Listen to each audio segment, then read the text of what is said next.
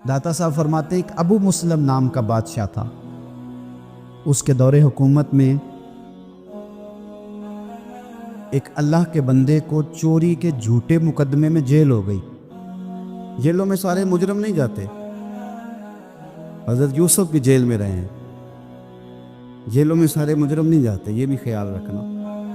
اور جھوٹے مقدموں میں جیلیں ہو ہی جاتی ہیں، یہ بھی اللہ والوں کی شان ہے. جیل ہو گئی اور چوری کے جھوٹے مقدمے میں ہو گئی. ابو مسلم بادشاہ رات کو سویا ہوا تھا. توجہ ہے نا میرے دوستوں. وہ کہتا ہے میں رات کو سویا تھا، میرے بخت دیکھو مجھے خواب میں مدینے والے محبوب کی زیارت نصیب ہوئی. خواب میری وچ آیا ماہی تے میں اودے گل وچ پا لئیاں پاواں. آپ یقین کریں دنیا بڑا کچھ کہتی ہے، پر میاں صاحب میں پتہ نہیں یہ بات کہاں بیٹھ کے کی سی. کہ کیا رنگ تھا جی، کیا انداز تھا، اس کا درد کیا تھا. چر ہویا نا مینوں ترلے لیندیاں، تو کدی موڑ میرے ول واگاں. اے خواب میری وچ ایک وار جے آویں میں ساری عمر نہ جاگا. میاں صاحب کہتے ہیں خواب میری وچ آیا ماہی تے میں نو دے گل وچ پا لئیاں باواں. پھر ڈر دی ماری اکھ بھی نہ کھولا. یعنی پتہ چل گیا یہ خواب ہے، لیکن میں ڈر دی ماری اکھ بھی نہ کھولا، کتے پھر وچھڑ نہ جاواں. آئی رات وصال دے والی تے ربا رات مکن نہ دیوی. کہتے مجھے نبی کریم کی زیارت ہوئی. بادشاہ کہتا ہے ایک درویش کو، اللہ والے کو چوری کے جھوٹے مقدمے میں قید کیا گیا تو حضور کی زیارت ہوئی. تو سرکار میری خواب میں آ کے فرمانے لگے اس بیچارے اللہ کے دوست کو قید کر دیا. حضور یعنی خود نبی پاک. سرکار نے کہا اسے چھوڑو جا کے. تو بادشاہ اتنی تیزی سے دوڑا کہ پیروں میں جوتا کوئی نہیں، سر پہ کپڑا کوئی نہیں. جا کے جیل کا دروازہ کھولا، اس اللہ والے کو رہا کیا. جب وہ جانے لگے نا تو بادشاہ پھر بادشاہ تو ہوتے ہی ہیں نا. پھر یہ جیل سے بات تو نہیں نہ جاتی کہ میں بادشاہ ہوں. جانے لگے تو آواز دیکھ کہنے لگا بزرگو کوئی حکم ہوا تو بتائیے گا. سنو عقیدہ رسالت کے ماننے والوں. کہنے لگا کوئی حکم ہوا تو بتائیے گا. تو بابا جی رخ پھیر کے کہنے لگے یار تجھے ابھی بھی سمجھ نہیں آئی، اور تو ابھی بھی نہیں سمجھا. اس نے کہا کیا مطلب؟ کہنے لگا تو ابھی بھی نہیں سمجھا. مجھے دشمنوں نہ چھیڑو، میرا ہے کوئی جہاں میں. تو ابھی بھی نہیں سمجھا. کا کیا مطلب؟ کہنے لگے جو آدھی رات کو تجھے سوتے کو جگا کے بھیجیں، نہ تو جوتا پہن سکے نہ سر پہ کپڑا لے سکے، جو آدھی رات کو تجھے بھیجتے ہیں مجھے وہ کسی اور کی ضرورت رہنے دیتے ہیں. حضرت مولا علی فرماتے ہیں اگر تجھے دنیا میں سزا مل گئی تو بچ گیا ہے سمجھ، پھر اللہ کرم کرے گا، آخرت میں سزا نہیں دے گا. اور یہ یاد رکھ لے وما اصابکم من مصیبت فبما کسبت ایدیکم ویعفو عن کثیر. اللہ فرماتا ہے دنیا میں تجھے جو بھی تکلیف پہنچتی ہے وہ تیرے ہاتھوں کے کرتوتوں کی وجہ سے پہنچتی ہے. ویعفو عن کثیر، فرمایا کثیر گناہ تو میں ویسے ہی معاف کر دیتا ہوں. یہ جو تیری زندگی میں دکھ ہے نا، یہ بھی میری قلیل سزائیں ہیں. یہ کثیر پر سزا، یہ قلیل ہے. قلیل یہ جو تمہاری زندگی میں تکلیف ہے. انسان کو سزا ملتی. حضرت فضیل بن عیاض رحمۃ اللہ تعالیٰ علیہ گھوڑے پہ بیٹھے تھے. گھوڑا شرارت کرنے لگ گیا، اچھلنے لگ گیا، کودنے لگ گیا. تو حضرت فضیل بن عیاض نیچے اترے، ایک کونے میں جا کے نماز کی نیت باندھ لی. 2 رکعت نماز پڑھی، پھر دیر تک استغفار پڑھتے رہے، روتے رہے، دعا کرتے رہے. واپس آئے، خادم عرض کرنے لگے حضور سمجھ نہیں آئی، گھوڑے نے تھوڑی سی شرارت کی، وہ بدکا ہے، آپ نے اس کو چھوڑا ہے اور چھوڑ کر کے آپ نماز میں لگ گئے. تو حضرت فضیل بن عیاض فرمانے لگے جب بندہ اللہ کی نافرمانی کرتا ہے نا تو جو چیزیں اس کی فرما بردار ہوتی ہیں وہ اس کی نافرمانی کرنے لگ جاتی. تو مجھے محسوس ہوا تھا کہ میں نے کہیں اللہ کی نافرمانی کی ہے، اس لیے ایسا ہوا ہے کہ میرے گھوڑے نے میری، تو میں توبہ کرنے لگا ہوں. اور اب دیکھتا ہوں بیٹھ کے بھلا کیا ہوتا ہے. میں نے سچی توبہ، حالانکہ مجھے یاد نہیں کہ میں کہاں بولا، پر کھری اور سچی توبہ کی. دوبارہ گھوڑے پہ بیٹھے تو گھوڑا بالکل صحیح ہو کے ساتھ چلنے لگ گیا۔ میرے بھائی، جب یہ تنبیہ ہے اللہ کی طرف سے، یہ متنبہ کیا جاتا ہے کہ تو بعد آ جا۔ بہت ساری جگہوں پہ انسان کو وقتی طور پر اگر سزا مل جائے، نبی پاک علیہ السلام کی خدمت میں ایک صحابی آئے، بات مضبوط کر دوں، واقعہ سنایا ہے نا، تو کچھ لوگ سمجھتے ہیں کہ یہ واقعہ ہے، تو میں ایک حدیث پاک امام بہقی کی لکھی ہوئی عرض کرتا ہوں۔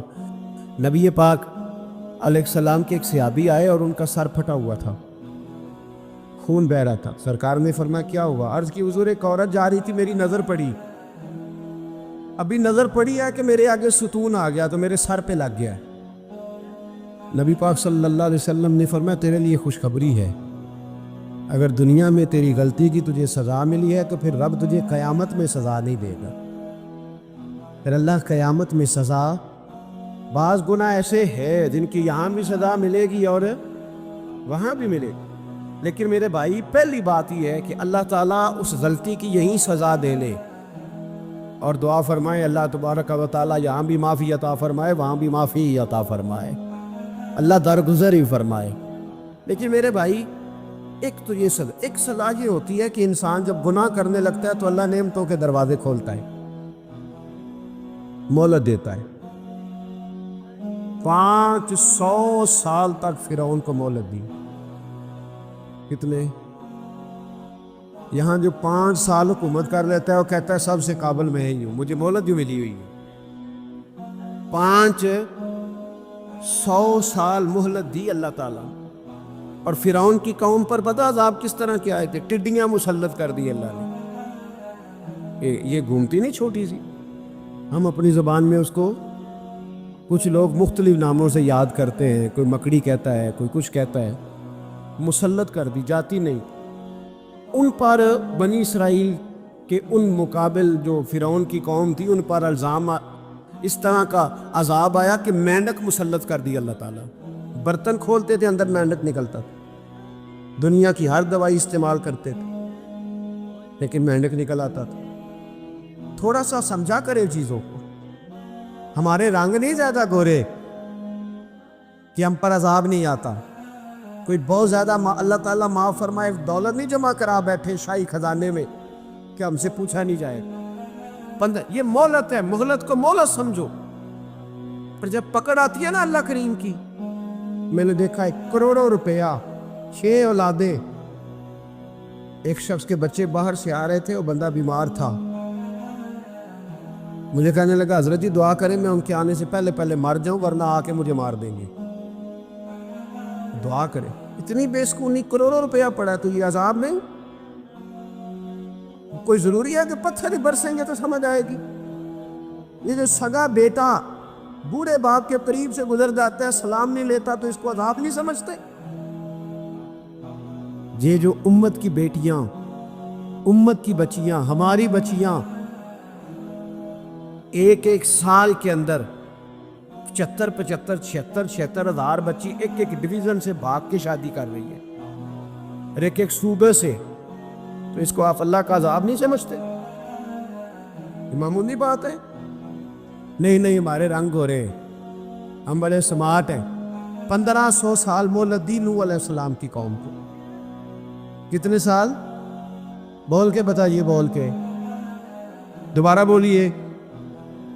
1500 سال۔ کوئی آدمی اپنی سمارٹنس پہ خوش نہ ہو جائے کہ 20 سال ہو گئے میں تو نافرمانی بھی کر رہا ہوں، روٹی بھی پک رہی ہے، میں تو حرام بھی کھا رہا ہوں، پھر بھی سب ٹھیک ہے۔ 1500 سال مہلت دی۔ پھر حضرت نوح کہنے لگے اللہ میں نے تو بڑا سمجھایا، نہیں باز آتا۔ تو رب کریم نے فرمایا کشتی بناؤ۔ اللہ کے پیغمبر کشتی بنانے لگے تو قوم مذاق اڑانے لگے۔ اب کیا کرنے لگے ہو؟ اب کشتی بنانے لگے ہو، خیر تو ہے، قوم مذاق اڑا رہی ہے۔ حضرت نوح علیہ السلام کا آپ نے کشتی بنائی، پانی کہاں سے نکلا؟ نہ بارشیں ہوئی، نہ سیلاب آئے، ایک تندور تھا، اس کے اندر سے پانی نکلنا شروع ہو۔ کبھی تندور سے بھی پانی نکلا ہے، اور جب نکالنے والا چاہتا ہے تو وہاں سے بھی ایک تندور سے پانی نکلا۔ اتنا نکلا اتنا نکلا اتنا نکلا کہ قوم ساری ڈوب گئی۔ قرآن مجید کے صفحات شہادت دیں گے کہ حضرت نوح کی قوم کا بچہ بچہ بہہ گیا، بچے صرف وہ تھے جو حضرت نوح کے ساتھ ہو گئے، تباہ ہو گئی۔ اللہ بے نیاز ہے، بے نیاز۔ 1500 سال مہلت ملے اور تو پھر بھی کہے رب بڑا کریم ہے، معاف کر دے گا۔ 1500 سال تجھے گنجائش دے اور تو کہے کوئی نہیں، بات معافی ملنی چاہیے ابھی بھی۔ میرے بھائی، حضرت صالح علیہ السلام کی قوم، حضرت صالح نے تبلیغ شروع کی تو کہنے لگے پہلے معجزہ دکھاؤ۔ جی آج تو نہ لوگ معجزے مانگتے، آج بھی لوگ کرامتے اور معجزے، اللہ معاف کرے، جو چیزیں معجزہ تو ہو نہیں نہ سکتا، لیکن آج بھی لوگ، آپ یقین کریں، کہتے ہیں یہ بڑی نمازیں پڑھتا ہے تو پھر بخشا کیوں نہیں گیا، پھر کیوں نہیں منو سلوا کیوں نہیں اترا اس پر، پھر میں بھی اسی طرح ہی ہوں، کیا اس کے اندر خوبی آ گئی؟ مولوی بھی ویسے ہی ہے، صوفی بھی ویسے ہی ہے، لوگ مان نہیں رہے، لوگ دلیلیں مان نہیں رہے، ابھی بھی لوگ بحث نہیں کرتے۔ کیا فرق آ جائے؟ ابھی ویسے ہی ہیں سارے۔ اللہ تعالیٰ سے ڈرنا چاہیے۔ ہمیں سامنے والے کی طرف دیکھ کر صحیح ہونے کا حکم نہیں ہے، ہمیں اپنی اصلاح کا حکم ہے، اپنی طرف دیکھ کے اپنے آپ کو ٹھیک کرنے کا۔ الزام لگا کے گزر جانا، اس کا کوئی مطلب؟ سنو اور یاد رکھو، حضرت صالح علیہ السلام سے کہنے لگے پہلے معجزہ دکھائیں، تو حضرت صالح علیہ السلام نے فرمایا اونٹ کہاں سے پیدا ہوتے ہیں؟ کہاں اونٹنی کے بطن سے۔ فرمایا آؤ میں تمہیں پہاڑ کے اندر سے اونٹنی پیدا کر کے دکھاتا ہوں۔ کہاں سے؟ پہاڑ کے اندر سے۔ حضرت نوح ساتھ لے کے گئے تو پہاڑ کے اندر سے اونٹنی نکلی، اور اونٹنی بھی گابن تھی، اس کے پیٹ میں بچہ، اور اونٹنی اتنا دودھ دیتی تھی کہ ساری بستی دودھ پی جاتی تھی، پھر بھی دودھ بچ جایا کرتا تھا۔ لیکن حضرت نوح علیہ السلام نے فرمایا تم نے دیکھ تو لیا یہ اسے، یہ جتنا دودھ دے گی روٹی بھی اتنی کھائے گی، ایک دن تم سارے پانی پیو گے، ایک دن یہ سارا پانی پیا کرے گی، ایک دن تم سارے باقی جانوروں کو گھاس کھلاؤ گے، ایک دن یہ اونٹنی، اور اونٹنی کا نام کیا؟ ناقۃ اللہ، اللہ کی اونٹنی۔ کس کی اونٹنی؟ نام کیا ہے؟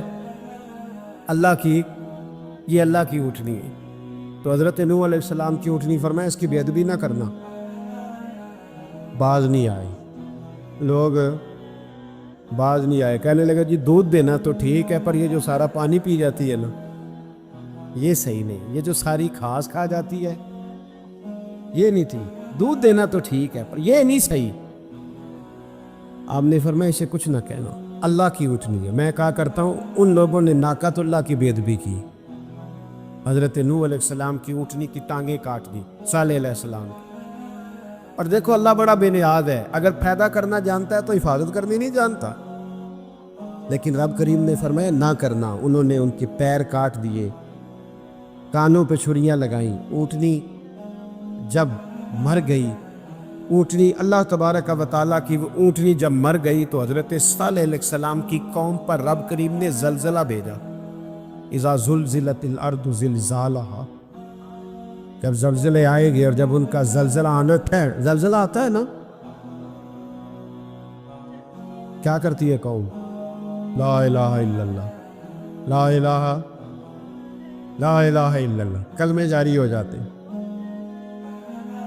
بلکہ ایک دفعہ ایسا بھی ہوا کہ مسجدوں میں اعلان ہونے لگے زلزلہ آ رہا ہے، جو فجر کے لیے نہیں اٹھے زلزلے کے لیے وہ بھی اٹھ گئے، جن کا دعویٰ ہے نا میری سویرے آنکھ نہیں کھلتی، ان کی لگی نہیں کتنے گھنٹے، بعد میں بھی نہیں لگی، ٹی وی پہ اعلان ہوتے رہے کوئی نہیں آ رہا سو جاؤ چپ کر کے، لیکن آنکھ لگی۔ موت سے تو ڈرتا ہے، اللہ سے ڈرتا ہی نہیں، موت کا خوف ہے رب کا نہیں۔ زلزلہ آیا، ساری قوم تباہ ہو گئی۔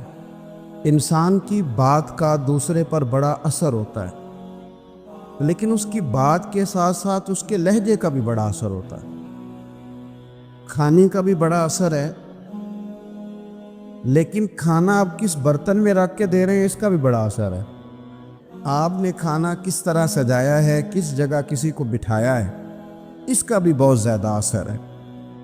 اسلام یہ کہتا ہے کہ آپ کا جو لب و لہجہ ہے وہ ہمیشہ اچھے اخلاق والا ہونا چاہیے. لہجے جو ہوتے ہیں نا، لہجے، لب و لہجہ، وہ بڑی تاثیر رکھتا ہے، بڑا اثر رکھتا ہے. چھوٹا سا بچہ ہوتا ہے، دودھ پیتا ہے، ابھی نونہال بچہ ہے چھوٹا سا، ابھی اسے پتہ نہیں ہے کہ کون سی بات کا کیا معنی ہے. اسی بچے کے آپ نے گال پہ محبت کے ساتھ ہاتھ پھیرا تو وہ ہنس دیتا ہے، لیکن اگر آپ غصے کے ساتھ اس کی گال پہ ہاتھ لگاتے ہیں تو وہ رو دیتا ہے. آپ میری بات کو سمجھیں گے، ابھی اس کو لفظوں کے مفاہیم کا نہیں پتہ، معانی سے ابھی وہ آگاہ نہیں ہے، معنی نہیں جانتا، پر آپ نے کس لہجے کے ساتھ اس سے پیار کیا یہ اسے پتہ ہے. یہ جو لہجہ ہوتا ہے نا، لہجہ، اخلاق آپ کا، یہ بڑا اثر کرتا ہے. آپ نے گفتگو کی، لیکن اس گفتگو میں آپ کا انداز کیا تھا، لب و لہجہ کیا تھا. کچھ لوگ کہتے ہیں میں نے کوئی غلط بات کی ہے. بالکل ٹھیک بات کی ہے بھئی، آپ کی بات ٹھیک تھی، پر آپ کا انداز ٹھیک نہیں تھا. جہاں بات ٹھیک ہونا ضروری ہے نا، وہاں انداز ٹھیک ہونا بھی بڑا ہی ضروری ہے. آپ کے لہجے کا خوبصورت ہونا اور آپ کے لفظوں کا حسین ہونا بھی بڑا ہی ضروری ہے. اگر آپ تھوڑا سا معاشرے میں غور کریں تو کچھ لوگ ایسے ہیں جو طبعاً ہی بیچارے دنیا میں آئے ہی شکوہ کرنے کے لیے. ان کے لہجے سے نہ ترش روئی برستی ہے، تلخی ہے. وہ جی میں فلاں آدمی کے پاس گیا تو اس نے میری بات نہیں سنی، فلاں شخص سے میری ملاقات ہوئی، میں نے وقت گزارا پر وہ بندہ ٹھیک نہیں نکلا، فلاں کے ساتھ میں آگے بڑھنا چاہ رہا تھا پر میرے معاملات چل نہیں سکے. تو بھئی آپ دوسروں کو ناپتے اور تولتے رہے، آپ کو یہ دیکھ لینا چاہیے تھا کہ آپ کا انداز فکر ہی کہیں غلط نہ ہو. لہجے، اخلاق، یہ آپ کے لفظوں سے بھی زیادہ اثر بعض اوقات رکھتے ہیں. کسی نے کہا تھا کہ میرے لہجے میں غرور آیا تھا، اس کو حق تھا کہ شکایت کرتا تھا. میرے لہجے میں کچھ ایسا کہ جس پہ وہ بیچارہ پریشان ہو گیا، اب اس کا حق بنتا تھا وہ اس پہ شکایت کرتا. تو میرے عزیز، آپ بات کو یاد رکھیں گے کہ جو اخلاق ہے، آپ کا جو اخلاق ہے، جو آپ کا کردار ہے، وہ اپنی ایک خوبصورتی رکھتا ہے. اس لیے میرے نبی پاک صلی اللہ تعالیٰ علیہ وآلہ وسلم نے فرمایا تم میں کامل مومن وہ ہے جس کا اخلاق زیادہ اچھا ہے. جو کہانیاں زیادہ سناتا ہے وہ نہیں، جو اپنی خدمات زیادہ بتاتا ہے وہ نہیں، جو باقی سب کی نفی کر کے کہتا ہے کہ دنیا میں کوئی بندہ ٹھیک نہیں، صرف میں ٹھیک ہوں، وہ والا بندہ نہیں. بلکہ فرمایا جس بندے کا اخلاق زیادہ اچھا ہے. اخلاق دیکھیں، یہ جو آپ کا لہجہ ہوتا ہے نا، یہ بہت زیادہ اثرات مرتب کرتا ہے آپ کے گھر پہ بھی، باہر بھی. آپ اگر اپنی گفتگو میں باڈی لینگویج کو تھوڑا سا اچھا رکھیں. کچھ لوگ ایسے ہوتے ہیں جو بات بڑی صحیح کرتے ہیں پر کچھ زیادہ ہی باتیں کرتے ہیں. تو وہ زیادہ باتیں کرنے کی وجہ سے ان کی جو صحیح باتیں ہوتی ہیں ان کا بھی وزن خراب ہو جاتا ہے، کیونکہ وہ زیادہ باتیں کرتے ہیں، ہر وقت بولتے ہیں، ہر وقت بات کرتے ہیں. تو جب وہ ٹھیک بات بھی کر رہے ہوں تب بھی ان کی بات کا لوگ اثر قبول نہیں کرتے. لیکن اگر ان کا لہجہ باوقار ہو، بات وہ تھوڑی کریں پر جتنی کریں ذرا سونی کر کے کریں، گفتگو میں خود بخود اثر پیدا ہو جائے گا، بات اچھی لگے گی. اخلاقی رویے اگر لوگوں کے زیادہ اچھے ہو جائیں، ایک تو مسکرانے کا بل کوئی نہیں آتا، اس کے پیسے کوئی نہیں لگتے، اور یہ بھی شکر ہے ابھی تک اس پر ٹیکس بھی کوئی نہیں، یہ بھی مقام تشکر ہے. تو اگر آپ بات کریں اور اس میں تھوڑی سی مٹھاس پیدا کرنی، آپ تھوڑی سی بات میں نا مٹھاس. میرے ایک کلاس فیلو ہیں، تو وہ تقریر کر رہے تھے اور میں سن رہا تھا، تو مجھے بعد میں کہنے لگے آپ تبصرہ کریں میں نے کیسی تقریر کی ہے. یہ ہوتا ہے نا جی، بعض اوقات دوست بیٹھتے ہیں بے تکلف تو کئی دفعہ کچھ باتیں ایسی ایک دوسرے کے ساتھ کرتے ہیں تو مجھے کہنے لگے آپ بتائیں کہ میں بات کر رہا تھا تو کیسی تھی؟ تو میں نے کہا جب آپ بات کر رہے تھے تو میں ڈر رہا تھا، مجھے لگ رہا تھا کہیں آپ لڑ نہ پڑے۔ بھئی آپ اطمینان سے بات کریں، آپ تسلی سے بات کریں، آپ خندہ پیشانی کے ساتھ بات کریں۔ میرے نبی پاک صلی اللہ تعالی علیہ وسلم نے فرمایا، مسلم شریف کی حدیث ہے، حضور فرماتے ہیں نیکی کو کبھی چھوٹا نہیں سمجھنا، نیکی کو حقیر نہیں سمجھنا، کچھ نہ ہو سکے تو اپنے بھائی سے مسکرا کے بات ہی کر لیا کرو، بات کرو تو تمہارے لہجے میں ترش روئی نہ ہو۔ بعض اوقات آپ تلخ بات کرتے ہیں، آپ کا لہجہ تلخ ہوتا ہے تو آپ کی صحیح بات بھی قبول نہیں کی جاتی، لیکن اگر آپ کے لہجے میں مسکراہٹ ہو، آپ کے لہجے کے اندر خوبصورتی ہو، تو آپ کے اپنے بھی، آپ کے بیگانے بھی، سب کے سب آپ کی بات کو تسلی کے ساتھ سمجھنا وہ گوارا کریں گے۔ اسی طریقے سے ہمارا دل کرتا ہے کہ لوگ ہماری بات سنیں، ہمارے گرویدہ ہوں، ہم جو پیغام دینا چاہتے ہیں وہ پیغام لوگ اچھے طریقے سے قبول کریں، اس پر لوگوں کی توجہ زیادہ ہو، یہ ہمارا شوق ہوتا ہے۔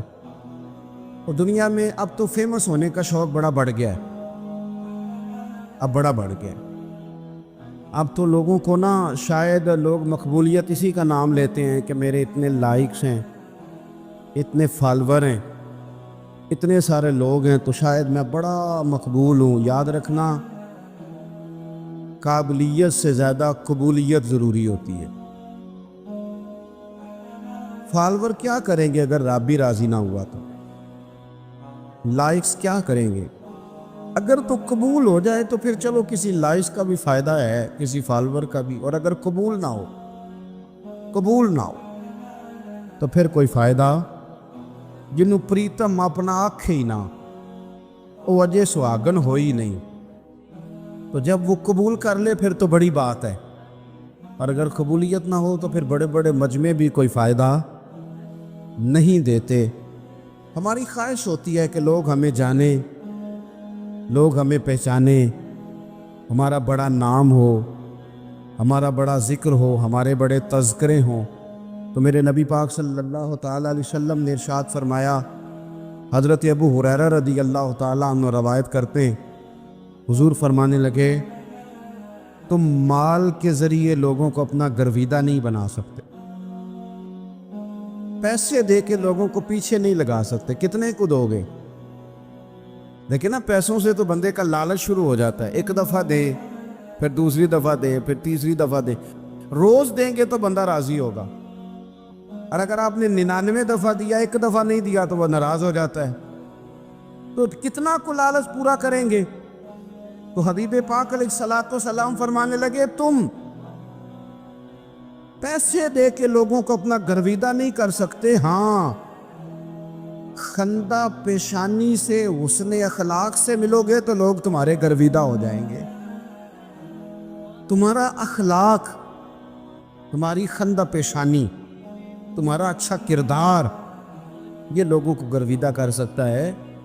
مال و دولت سے لوگ گرویدہ نہیں ہوتے۔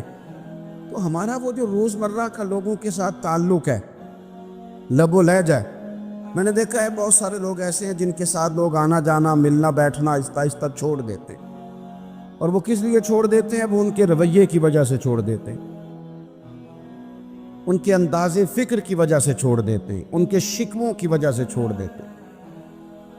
مزاج ہوتا ہے نا ہمارا کہ ہمیں شوق ہوتا ہے تعلق زیادہ لوگوں کے ساتھ ہو، اور پھر یہ بھی شرط ہوتی ہے کہ میں جس کے پاس جاؤں وہ مجھے یہی کہے کہ تو میرے ساتھ ہی پیار کر۔ ایک صاحب مجھ سے کہنے لگے کہ یہ میں محفل کراتا ہوں، آپ بھی تشریف لائیں، اور میں 20 علماء کو بلا چکا ہوں، اور بڑے بڑے نامور نام انہوں نے میرے سامنے لیے۔ میں نے ان سے پوچھا کہ جو نام آپ نے لیے ہیں اور آپ کی تصویریں بھی ساتھ ہیں، میں الحمدللہ تسلیم کر گیا ہوں آپ کی بات کو، لیکن سوال میرا یہ تھا کہ کیا آپ نماز بھی پڑھتے ہیں؟ 21 علماء کو آپ نے بلایا یا 20 کو بلایا اور بڑے بڑوں کو بلایا، اور مجھے بھی آپ دعوت پیش کر رہے ہیں، اور نمازی بھی آپ ہیں؟ نمازی بھی ہیں، کہنے لگے آپ دعا کریں میں نماز پڑھنا شروع کر دوں۔ میں نے ان سے کہا خدا کے بندے، اب اگر تو کسی اور کو بتائے گا کہ 20 اتنے بڑے لوگوں سے میرا تعلق کر پڑتا ہوں میں نماز بھی نہیں، تو لوگ کیا سوچیں گے کہ 21 مولوی مل کے بھی ایک بندے کو نمازی نہیں بنا سکے۔ تو آپ اپنے لب و لہجے سے صرف باتوں سے گرویدہ کسی کو کر لیں گے؟ آپ یہ دیکھیں کہ اخلاق کس طرح کا ہے، لہجہ کس طرح کا ہے، آپ کے بات کرنے کا انداز کتنا حسین ہے، اس لفظ کے اندر حسن کتنا زیادہ ہے۔ نبی پاک صلی اللہ علیہ وسلم بھی تبلیغ فرماتے، ہم بھی تبلیغ کرتے ہیں۔ میں اور آپ جب تبلیغ کرتے ہیں تو اس تبلیغ کے اندر شکوہ ہوتا ہے اور تنقید ہوتی ہے، اور بعض جگہ میں نے یہ بھی دیکھا ہے کہ طنز ہوتا ہے، طنز۔ ہم دوسرے کو دین کی دعوت رہے ہیں، لیکن ہمارے لب و لہجے سے طنز اور ترش روئی چھلکتی ہے۔ تو دولت کے پیچھے لگ گیا ہے، تو بالکل جاہل ہے، تو بالکل تیرے خاندان میں سے بھی کوئی نہیں ادھر آتا۔ آپ طنز کر رہے ہیں، آپ دعوت دین نہیں دے رہے۔ دعوت دین تو گلدستے میں رکھ کے پیش کی جاتی ہے، اس کی تو ایک خوبصورتی ہے، اس کا تو ایک حسن ہے، اس کی تو اپنی ایک جاذبیت ہے، اس کی اپنی ایک نورانیت ہے۔ صحابہ اکرام علیہم رضوان فرماتے ہیں کہ حضرت سعد بن معاذ رضی اللہ تعالیٰ عنہ کا جنازہ تھا۔ اللہ کے پیارے محبوب صلی اللہ تعالیٰ علیہ وسلم نے جنازے کی امامت فرمائی، اور جنازے کی امامت کے بعد ابھی نہ قبر کے تیار ہونے میں کچھ ٹائم باقی تھا، تو حضور زمین پہ تشریف فرما ہوئے، لوگ قبر کی تیاری میں ہیں۔ بعض اوقات ہوتا ہے نا ابھی قبر نہیں تیار ہوئی، تو کہتے ایک لکڑی کے ساتھ حضور نے زمین کریدنی شروع کر دی، اور دیر تک حضور نے چہرہ نور کو زمین کی طرف جھکائے رکھا، گویا زمین شرف دیدار حاصل کرتی رہی۔ دیر تک چہرہ نور جھکا رہا زمین کی جانب، حضور نے رخ نور کو پھیر لیا۔ صحابہ کہتے ہیں کہ ہم نہ بڑے، جب حضور ہمارے قریب ہوتے تھے تو ہمارا خیال ہوتا تھا کہ رحمت کی برکھا ہے، اپنے اپنے حصے کا کرم اڈیل لے اپنے اوپر۔ فرماتے ہیں منتظر تھے کہ حضور کب ہماری طرف رخ انور پھیریں اور ہم کریم سے کوئی بات سن سکیں۔ ارشاد فرماتے ہیں کہ ہم بڑے شدید منتظر تھے۔ دیر کے بعد نبی پاک علیہ الصلوۃ والسلام نے چہرہ انور اٹھایا، دیر کے بعد چہرہ انور اٹھایا۔ یہ دیکھیں تبلیغ ہو رہی ہے، اور جب حضور نے چہرہ انور اٹھایا تو آنکھوں میں آنسو تھے، رو رہے تھے، اور 3 دفعہ حضور نے فرمایا، کیونکہ قبر تیار ہو رہی تھی، 3 دفعہ نبی کریم نے فرمایا لوگو قبر آخرت کی منزلوں میں سے پہلی منزل ہے، اس کی تیاری کر لو، اس کی تیاری کر لو، اس کی تیاری کر لو۔ 3 دفعہ حضور نے یہ جملے دہرائے۔ کیوں؟ ایک میں تبلیغ کرتا ہوں اور اس میں نہ درد ہے، نہ رونا ہے، نہ وہ لب و لہجہ ہے۔ ایک حضور دعوت دے رہے ہیں قبر کی تیاری کی، لیکن اس میں آنسو ہیں، اس میں خاص رغبت ہے غلاموں کے۔ تو اپنی زندگی کے اندر جو ہمارا انداز تکلم ہے، ہمارا انداز گفتگو ہے، میں کہا کرتا ہوں کہ ہم نا دین کے لیے جب کلام کر رہے ہوتے ہیں تو شدت ہوتی ہے ہمارے جملوں کے اندر، بعض مقامات شدت کے ہوتے ہیں۔ آپ جہاد کی بات کر رہے ہیں، ناموس رسالت کی بات کر رہے ہیں، تو کسی جگہ آپ کے لب و لہجے کے اندر شدت کا ہو جانا برا نہیں ہے، بلکہ وہ اچھا ہے۔ لیکن میرے عزیز ہر وقت ہی کچھ لوگ تلخ ہیں، انہیں کسی وقت بھی آپ ان سے ملاقات کر لیں وہ لوگ آپ کو پریشان ہی نظر آئیں گے۔ حضرت سیدنا عبداللہ ابن عمر رضی اللہ تعالیٰ عنہ روایت کرتے ہیں کہ نبی پاک صلی اللہ تعالیٰ علیہ وآلہ وسلم نے ارشاد فرمایا کہ جنت میں ایسے بھی کمرے ہوں گے، جنت میں کچھ ایسے کمرے، کچھ ایسے مکانات بھی ہوں گے کہ باہر کھڑے ہوں گے تو اندر نظر آئے گا، اور اندر کھڑے ہوں گے تو باہر نظر آئے گا۔ یعنی ایک تو تم آئینے لگاتے ہو نا، وہ دیواریں اتنی شفاف ہوں گی کہ اندر باہر سے ان کا حسن دکھائی دے گا۔ حضرت سیدنا मालिक अशअरी रदी अल्लाह ताला अन्हु बैठे थे, कहते मैंने फौरन अर्ज की हुजूर वो मिलेंगे किसको? वो जो इतने हसीन घर होंगे कि दीवारें ही शीशे की महसूस होंगी, अंदर बाहर से हुस्न के जलवे दिखाई देंगे, हुजूर वो मिलेंगे किसे? तो अल्लाह के प्यारे महबूब अलैहिस्सलाम ने फरमाया वो उसको मिलेंगे जो गुफ्तगू अच्छी करेगा, जो गुफ्तगू अच्छी करेगा, लबो लहजा अखलाक वाला होगा, गुफ्तगू अच्छी करेगा, लोगों को खाना खिलाएगा, और जब लोग सो रहे होंगे तो वो उठ के अपने रब की इबादत करेगा। उस शख्स को वो मकानात मिलेंगे जिनकी दीवारें आईने की मानिंद होंगी, जिनका हुस्न ताज़ा होगा, जिनको अल्लाह तबारक व तआला ने अपने फजल से मुज़य्यन किया होगा, संवारा होगा।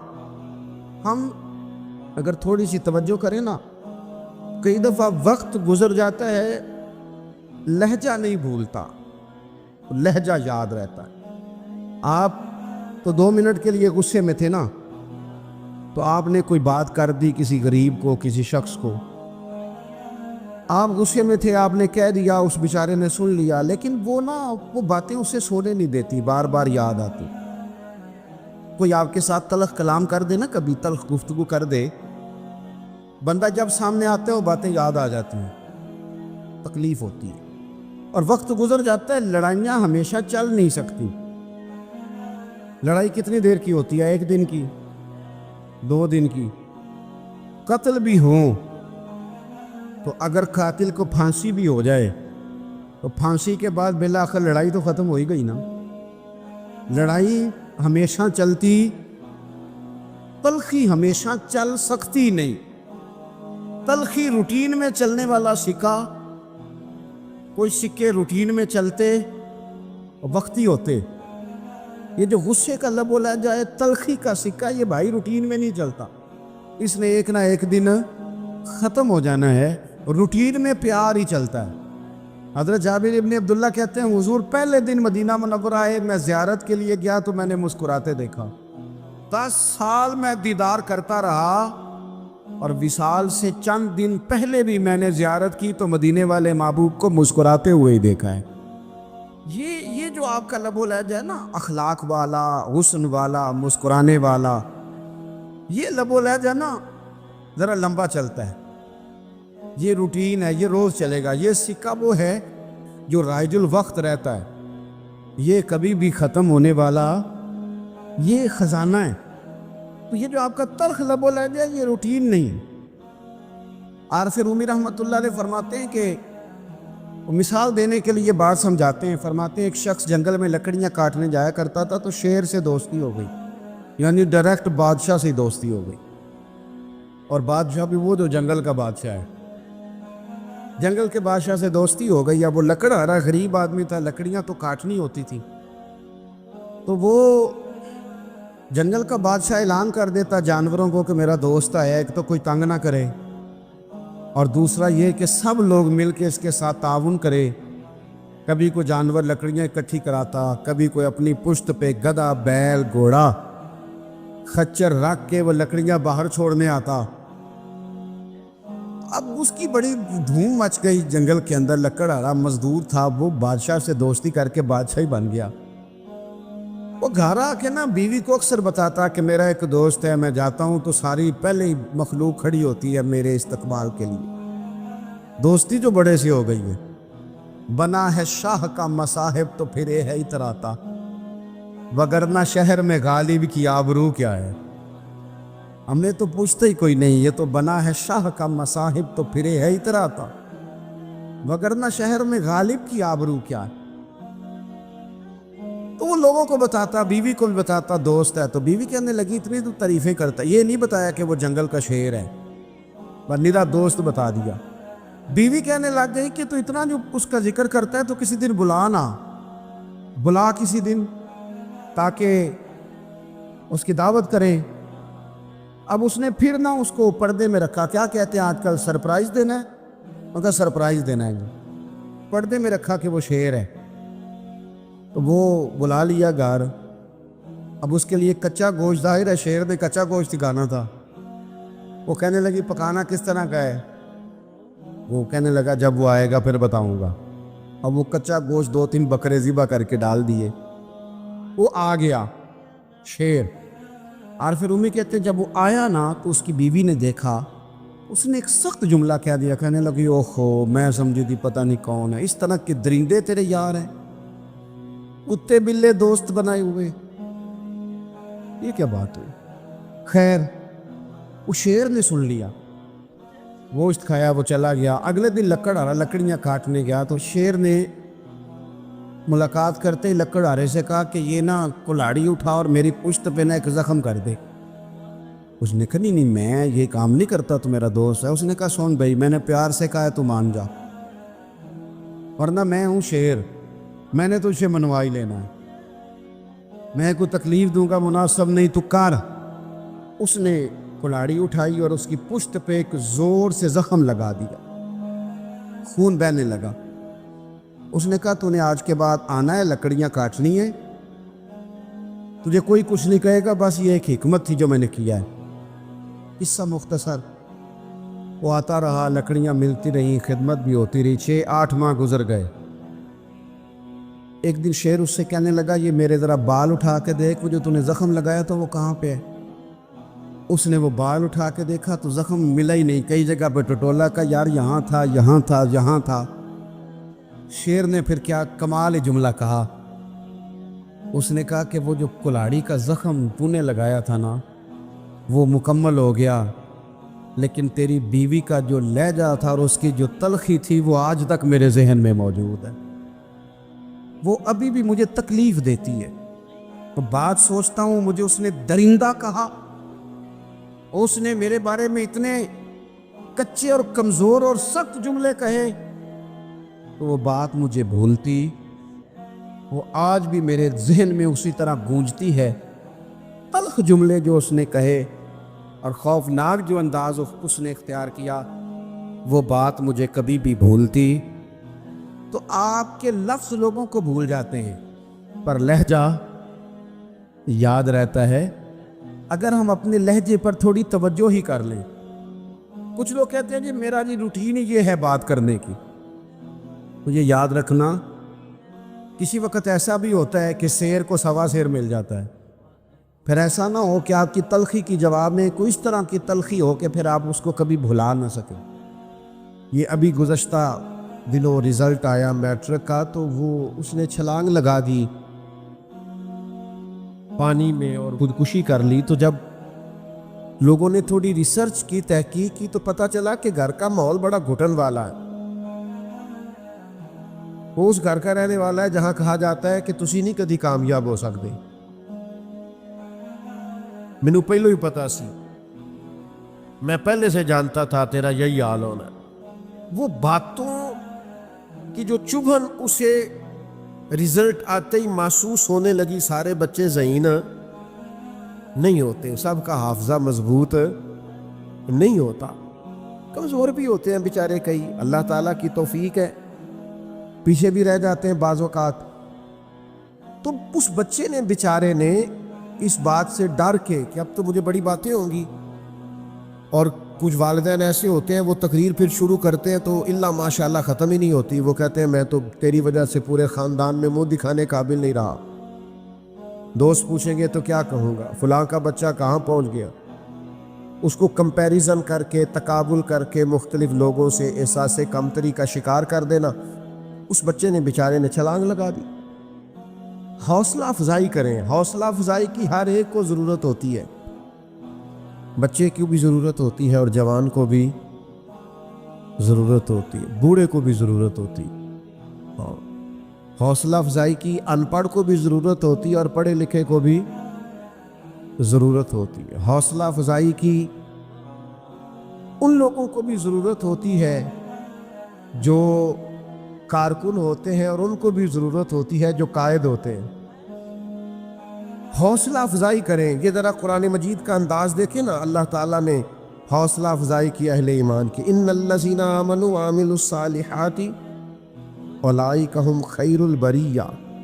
فرمایا جو ایمان لا کر اچھے عمل کرے یہی تو ساری مخلوق سے افضل ہے.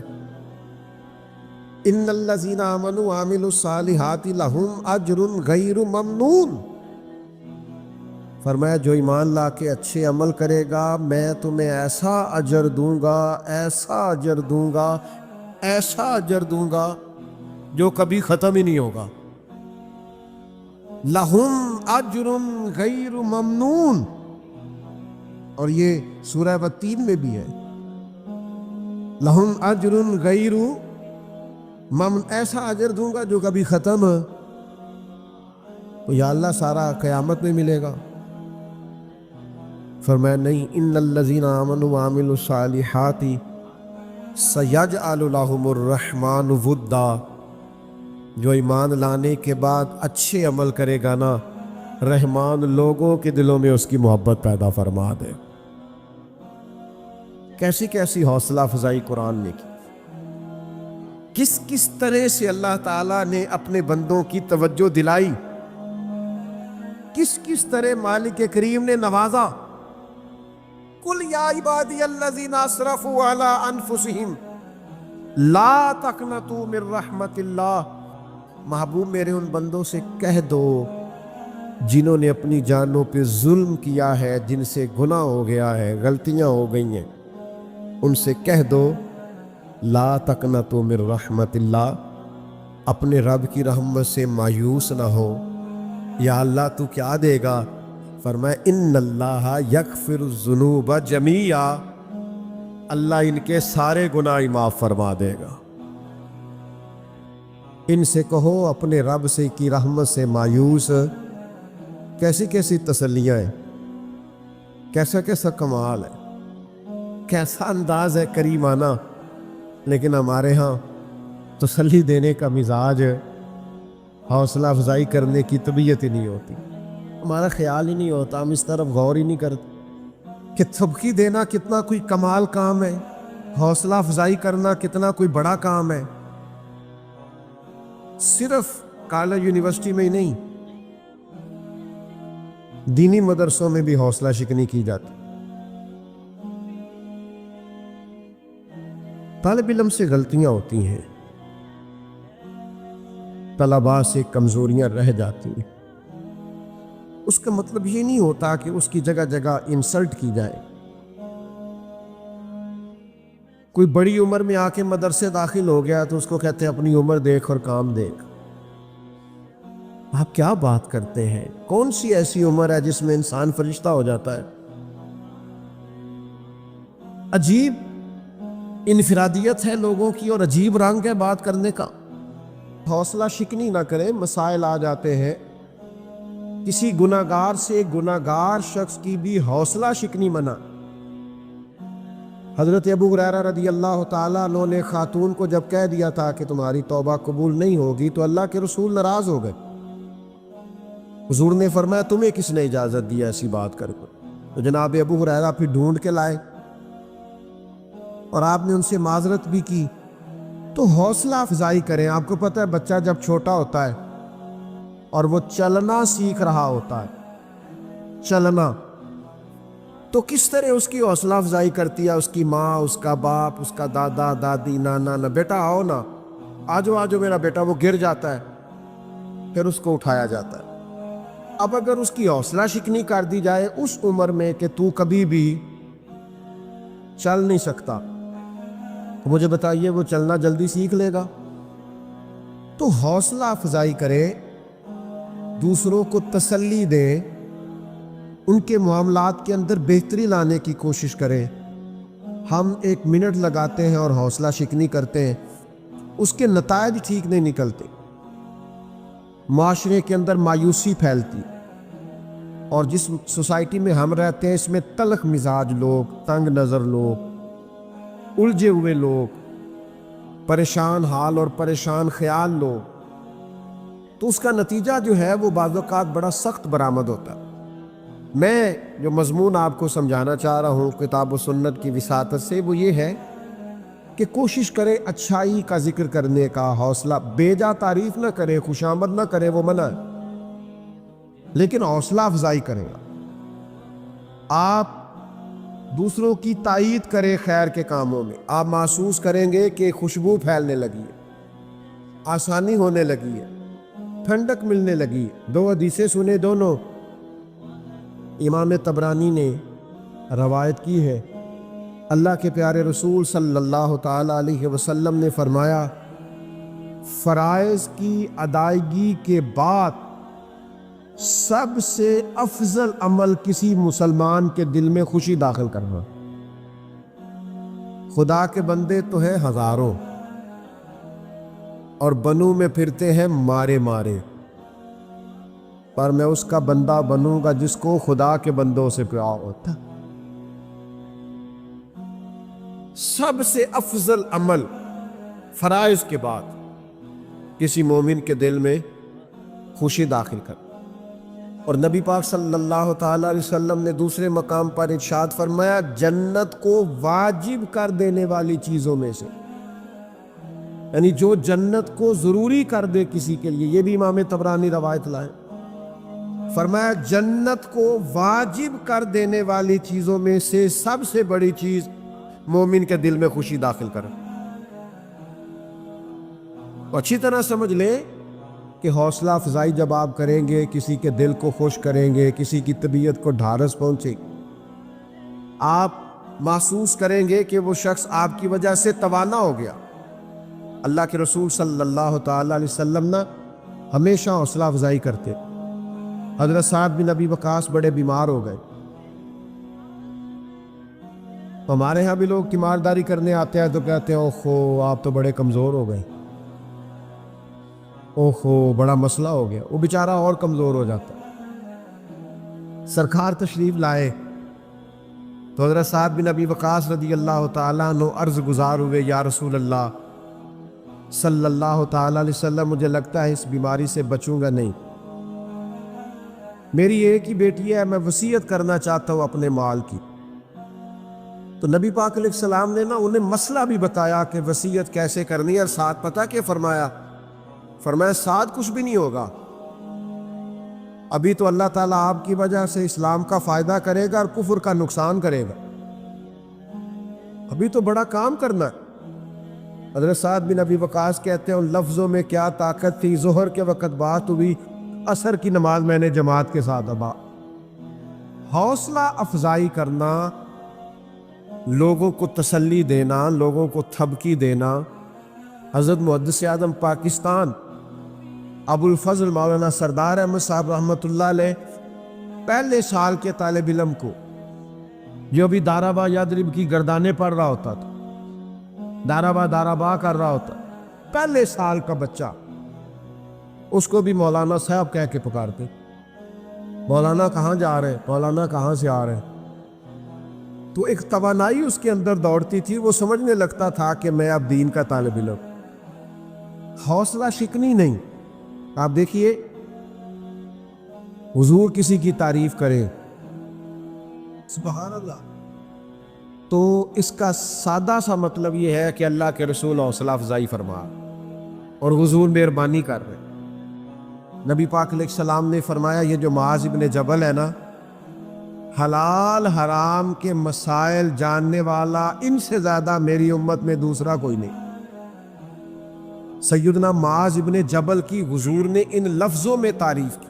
حضرت عبداللہ ابن عمر کی نبی پاک علیہ السلام نے حوصلہ افزائی فرمائی، فرمایا عبداللہ ابن عمر دیکھ آدمی ہے، کاش رات کو اٹھ کے تہجد کی نماز بھی پڑھا کر، بندہ اچھا ہے، نیک ہے، لیکن چاہیے کہ تہجد کی اٹھ کے نماز بھی پڑھا۔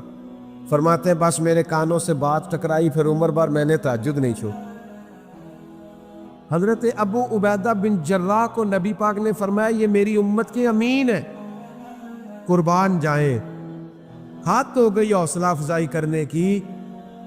حضرت سعد بن ابی وقاص فرماتے ہیں جب میں احد کے دن تلوار چلا رہا تھا اور تیر چلا رہا تھا تو حضور فرمانے لگے چلا تیر، میرے ماں باپ تیرے اوپر قربان ہو۔